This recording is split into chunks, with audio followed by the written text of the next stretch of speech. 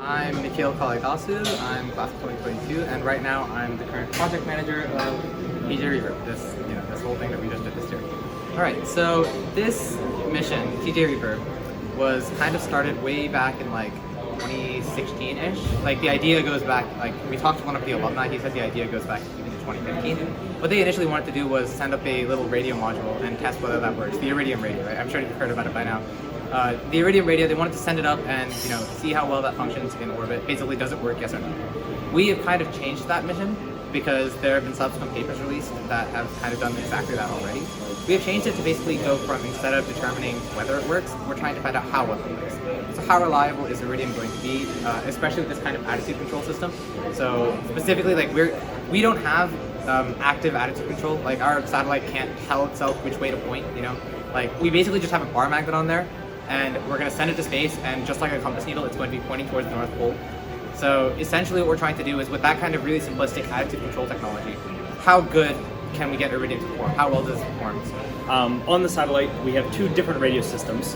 An APRS radio, which just uses traditional antennas and communicates directly with the ground, and an Iridium radio, which communicates with a Iridium satellite network.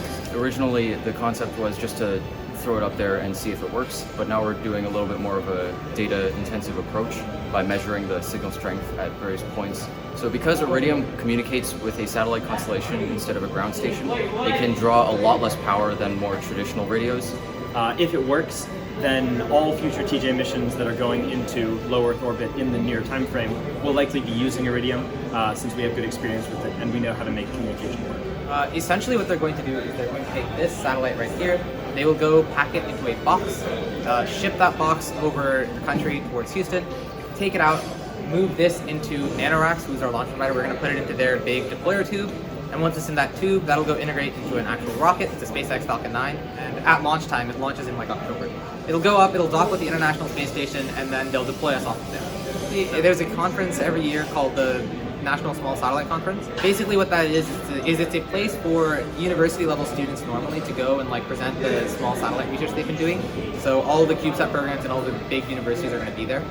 We are actually the only high school at that conference who actually has a booth.